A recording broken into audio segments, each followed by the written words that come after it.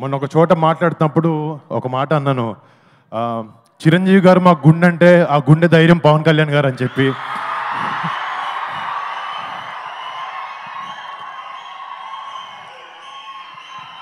And ఎప్పటికీ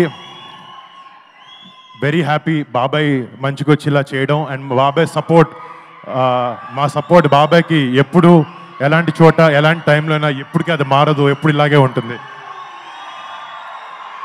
మాకు చిరంజీవి గారు చిన్నప్పటి నుంచి ఒకే ఒక విషయం చెప్పి పెరిగారు, ఫ్యామిలీ అంటే కలిసి ఉండాలి అని చెప్పి.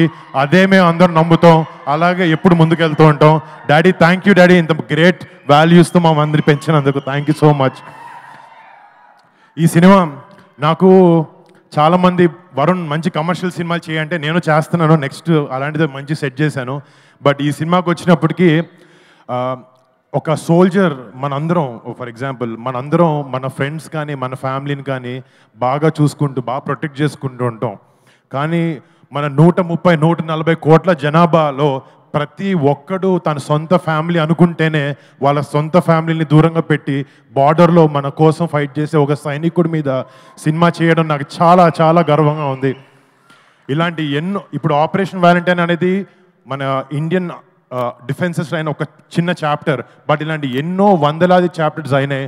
బట్ ఒక యాక్టర్గా ఇలాంటి ఒక గొప్ప సినిమాని మన రియల్ హీరోస్ బార్డర్ దగ్గర ఉండే సైనికులు చేసే రిజం సినిమాల్ని ఒక సినిమాగా మీ ముందుకు తీసుకురావాలి, అలాంటి ఒక పాజిటివ్ ఇంపాక్ట్ ఉండే సినిమాని యంగ్స్టర్స్ కూడా ఇవ్వాలి అనే ఒక ఉద్దేశంతో మాకున్న బడ్జెట్లో చాలా కష్టపడి మా బ్లడ్ స్వెట్ టీయర్స్ అన్నీ పెట్టి సినిమాని చేసాం.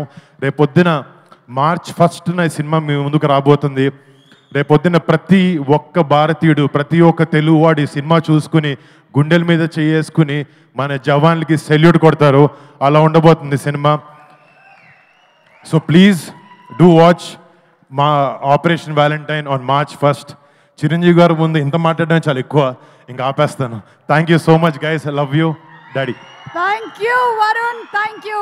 ఎస్, మీరు చెప్పింది అక్షర సత్యం.